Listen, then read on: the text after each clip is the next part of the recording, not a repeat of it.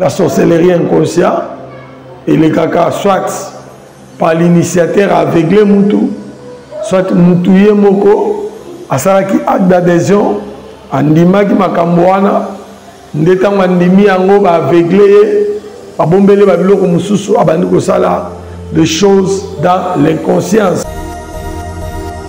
Okoyoko bota mala papa azandoki maman azandoki mais yo moi no botami ozala on a kindokité. C'est possible. Je suis le cas. Il y a papa azaki na misa mabe. Bien aimé, lorsque mutu azali inconscient, il y a un effet où azali ko salema tout autour de lui, peut-être la personne qui a mon lipa, peut-être le cas qui n'a nzela makila. Peut-être basala qui réclamation sanguine, c'est-à-dire na tout le monde a bonga muke na bana ko encadrer na felina na biso mwana na muke na komba promesse na tout de yaya buganya gani okotika ngote abi papa na linga mikolo nyoso latika mais loko ba pesela nga kindoki na yebela ngote siko yayo ba pesala yo nini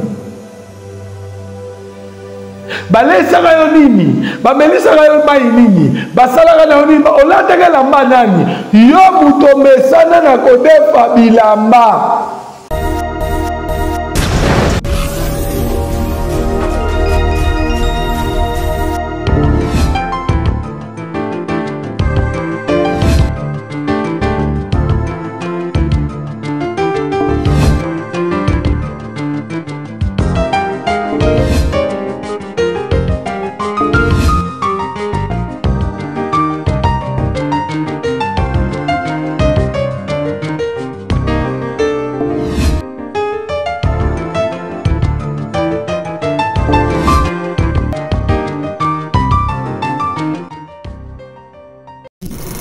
Shalom, shalom, peuple de Dieu. Tikanzambe alola apambola bino, balandi nyoso ya chaîne Nabiso. Faisons du bien. Tikanzambe alola visiter Mabota Nabiso. Bien aimé, les lolis sous par Nabino pour la partager Nabino au Italie. Malobalanzambe, Nenge Bible Zolo Banabiso. Et Sengola Libota Oyo, Bazui Zambe, Lokola et Kamelo.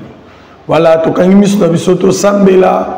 Yambo to bandanyos kolo to pesio merci onangonga petango pesi biso merci Jésus ona bolamu na yo de kolo ya bomo ya moko na moko wazu grâce et faveur ya kolanda biso tika komone kumisama na kombo na Yesu nde tolobi amen.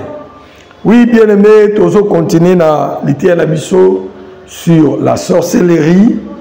Et tu repères ça en le forme mususu parce que la première image tu méga écouter l'importance ya mutuko yeba toutes les catégories topé ba sortir ya sorcellerie le long la raison a muke sima to ya ko bakisa quelques points et puis tu es ko sambela mais la lobela qui sur la sorcellerie conscient au Italie bondokyo mutu moko yebi makambazo sala Aza conscient là-bas acte naé et comment est-ce qu'il a été initié, qu'il a initié méthode d'initiation et exploitation en sorcellerie.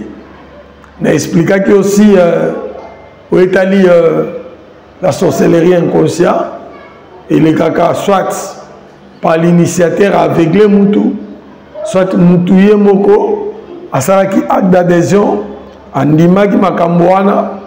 Ndetang Andimi Ango va aveugler, à Bombele Babilo Moussou, à Bandiko Sala, des choses dans l'inconscience. Dans le la sorcellerie comportementale, ça veut dire Moutouazana Misala Mabe, Nakata Misala Mabe Naewana, Azaliko Sala, ba acte Azo Kabula Batu, présence Nae, ils ont créé un problème, ainsi de suite.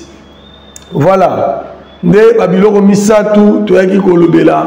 Na oetalaki sur la sorcellerie. Mais l'élo na kolobela mingi comment l'initiation à la sorcellerie s'est fait. Ndenge nini mutu akoki kozala initié na sorcellerie. Est-ce que l'initiation à la sorcellerie et c'est la volonté à mutu to pété.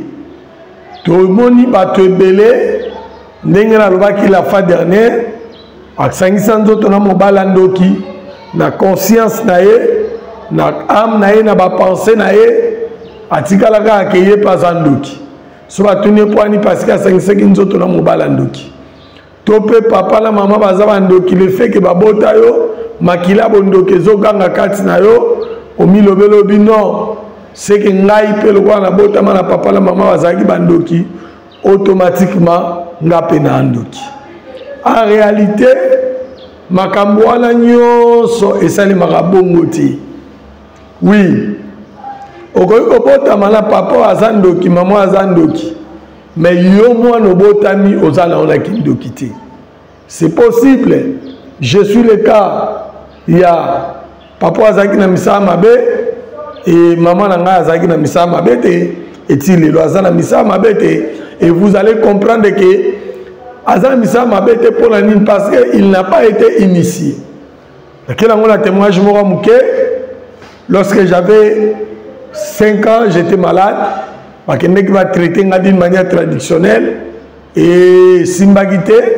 J'étais amené auprès de mon grand-père, Koko Abotagi Papa, dans la Komikuna, et Bayaki Kobi Kisangai, d'une manière miraculeuse, sorcellérique. Maintenant, ce que le grand-père Nangai a le bagibou. Abagibou comme ça, il a binoté. Parce que tant que mon anaï Kokoka, n'y a beaucoup de zoana. Ça veut dire, selon le langage de mon grand-père, Alinga qui était initié à bas âge. Et lorsque on a besoin d'initier, moi j'avais déjà reçu le Seigneur. C'est là où j'ai dit aux enfants de Dieu, l'initiation se passe par la volonté de l'homme. La délivrance de la sorcellerie, au cours je ne sais sorcier, du 1er au 30, à gêner, au côté de la retraite, au maïté bangomba, au kenaï l'uzizila, au zonginae, au lalisé libanda, à gêner à 40 jours, 40 nuits. À salut à gêner à 90 jours, bien aimé dans le Seigneur. Aussi longtemps que le sorcier n'a pas volontairement accepté de renoncer à la sorcellerie, à Otikamoti. À Otikamoti, aucun n'a qui aucun n'a non, à Otikamoti, pourquoi? Parce qu'il n'a pas reconnu qu'il était sorcier. C'est pourquoi, même l'initiation, nous avons l'initiation par l'idiomas. Moi, par exemple, nous avons des témoignages, tout le monde dans le quartier, tout ça, tout le monde a des délivrances, tout ça, tout le monde a mouké, tout le monde a aujourd'hui notre papier, on a lipa. Aza conseil que papier qu'on a lipa. Et tant qu'on a lipa la boutou, moutola et besoin à bimisinga. Ça veut dire tant déjà, azoye bana bandoto, aza conscient que ça la moutou mora bimisaye. Quelque part, le fait qu'aza conscient, il a déjà accepté. Il a accepté cette sorcellerie à lui et il devient pratiquant de la sorcellerie.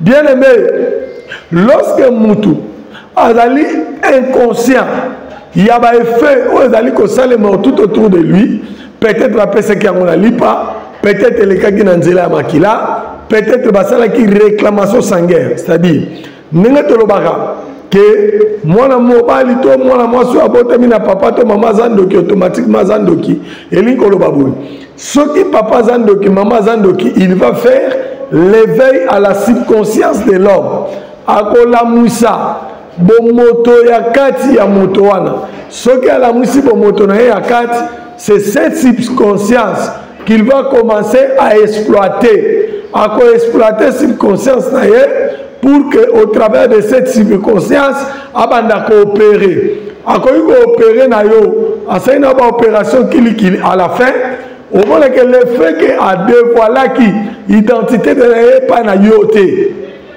Yo bati. Le matin quand tu te réveilles, au monique l'autre qui va noto, au salaire qui va mouvement belé pendant le sommeil, mais dans la réalité, on a commis retrouver. Voilà pourquoi bien aimé. Ezali important na yo mutozo la nangai peut-être mobile ozana za misama be ba pété okoza pena mwana oboti aza misama be oyebite mwana muso aza misama be mais mama oza misama bete papa aza misama be mais mwana oza misama bete mama yo mto bala o suspecta mobile na misala ya mabe o comprenait que mobile no aza misama be est-ce que ça lisa yo acte d'engagement a initié yo. Oui, il y a des couples qui ont fait des conclaves familiales, qui ont sacrifié des enfants, qui ont sacrifié des familles. La fois dernière, on a fait un témoignage. Papa m'a koufi, moi na lali pembe naï. Tant moi na lali, baiko la musama, moi na sen pongi naï, azolo talandoto, alo tanini, alo ta papa zobe ngabi ana peso bilo na tikeli. Moi na abandi koya. Mais papa yo kufi tole la onde ni obianga la opesa bilo tikelinga asutuki tanga asutuki aipsi mama bitando to na olota papa mama na aipsa bilala lala so abengi okenda peso biloko wana mwana lala ki shooté et l'enfant avait refusé d'être initié na monde astral na pouvoir sorcellerique familial. Oui papa zo ki pe mobala ndoki ba pesi mobali ya misala mabe. Et mobali wana lelo akoma ko réclamer que moi si ne mto bomai mobali wana lelo azo réclamer abi moi si ce qui na onyo kama boy ezayo pourquoi parce que lui ne s'est pas initié andimi bondoki ya mobali comme a été. Oui certes basangisa ki makila oui certes basangisa ki bondoki te makila basangisa ki botaki bana na pe babote mba pe bandoki te. Bien-aimé dans le Seigneur, yom to vivra na la culpabilité sorcellerique. On va initier dans ta propre volonté. Ba volonté na yo, ezate na posa que on do ba koza misama be.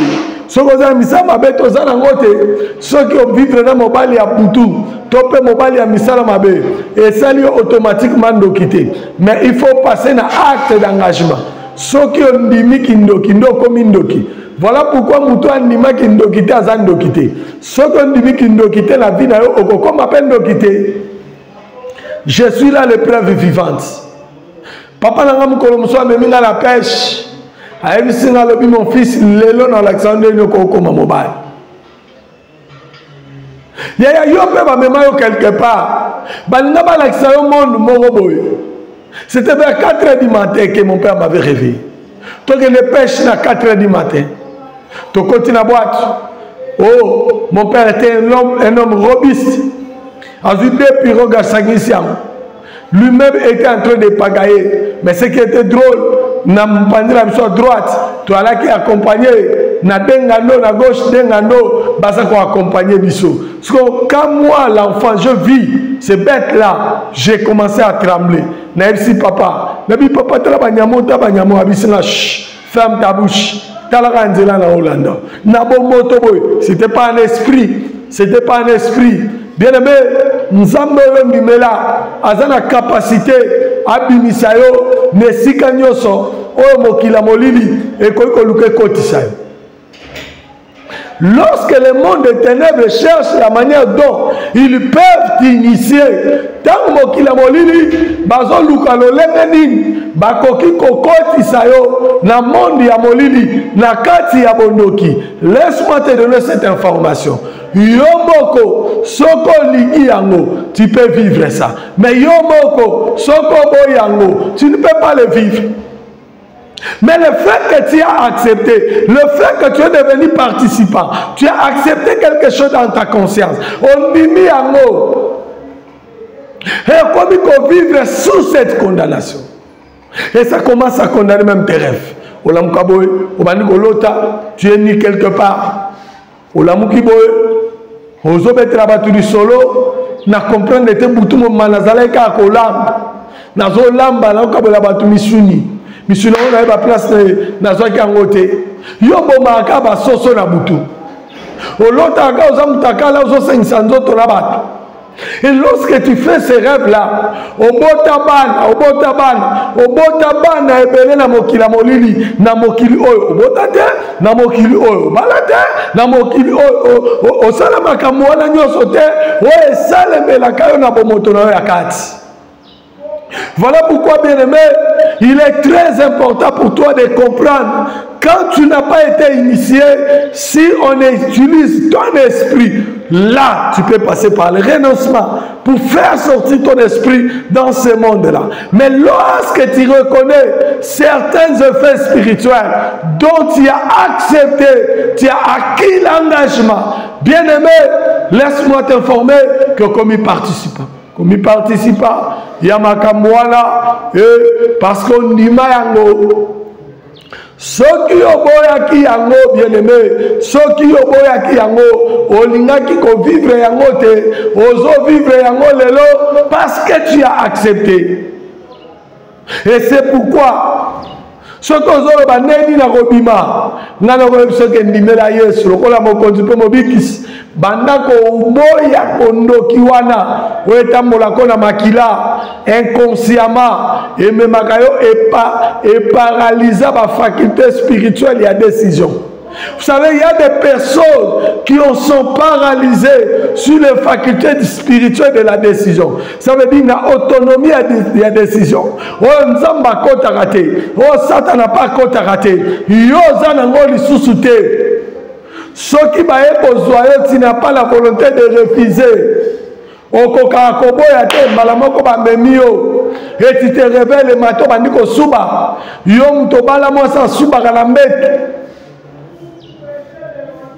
et dans ces facultés-là, les gens ont besoin de Dieu. Les gens ont besoin de Dieu. Et quand les gens ont besoin de Dieu, toi aussi tu as besoin de Dieu.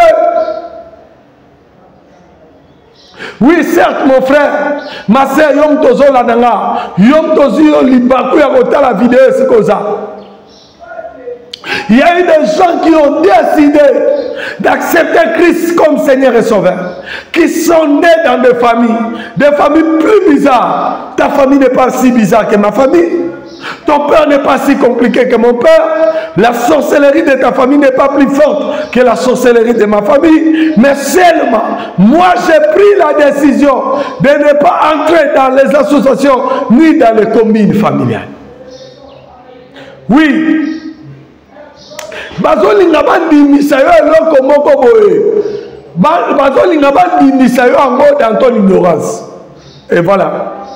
Il y a des gens qui ont accepté les choses dans leur ignorance. Il a accepté quelque chose dans son ignorance. La chose que tu as acceptée, vous avez conséquence. Vous avez conséquence. Vous avez conséquence. Bien aimé, ce qui te kolamuka et que tu comprendre que notre Dieu, que nous appelons notre Dieu, notre Père, celui qui a été crucifié sur la croix, lui du moins nous a initiés dans le monde de la spiritualité. Il a dit, nous mangerons son corps, nous boirons son sang. Au lieu de boire le sang humain des hommes de ce monde, il faut boire le sang et manger la chair d'un Dieu, celui qui est descendu du ciel, celui qui est capable de changer ta destinée. Si, il peut les changer. J'ai connu des hommes et des femmes qui n'ont pas accepté, mais il est né d'un père, il est né d'une mère, sorcier. Pas les sorciers ignorants, mais les sorciers pratiquants. Pas les faibles sorciers, mais les forts sorciers. Les hommes dirent même.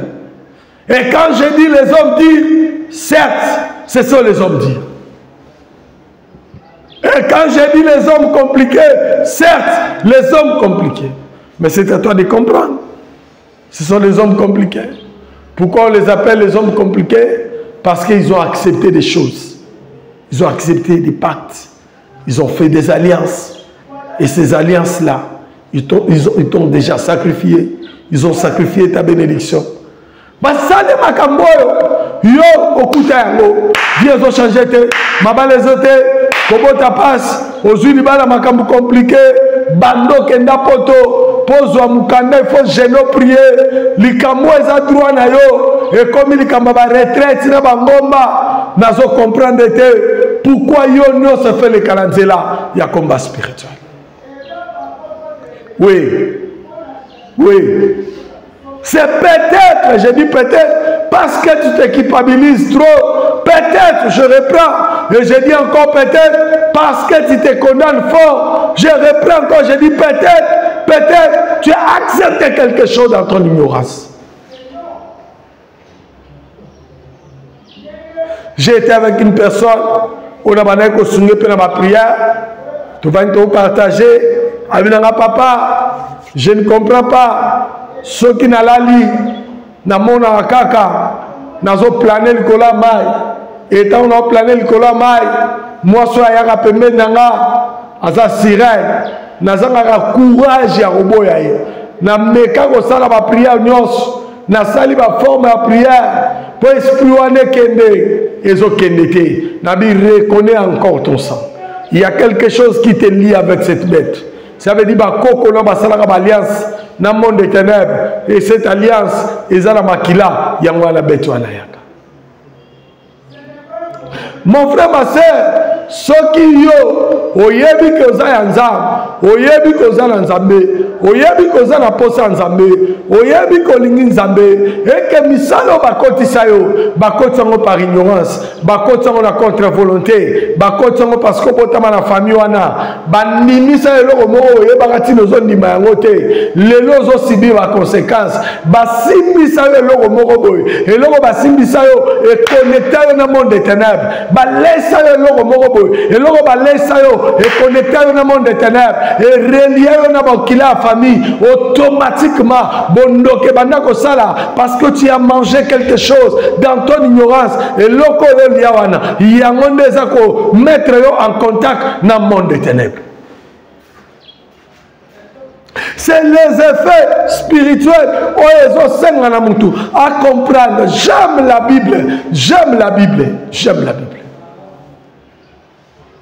J'aime la Bible. Gédéon vit un ange est venu vers Gédéon. Gédéon négocie avec un ange a négocié avec Gédéon. Mais ce que j'ai aimé dans la vie de Gédéon, Gédéon est né dans une maison de l'idolâtrie. Il a grandi dans cette maison de l'idolâtrie, mais il n'a jamais été idolâtre. Écoute-moi, je t'informe que Gédéon n'était pas un idolâtre. De la même manière, moi aussi je te donne l'information.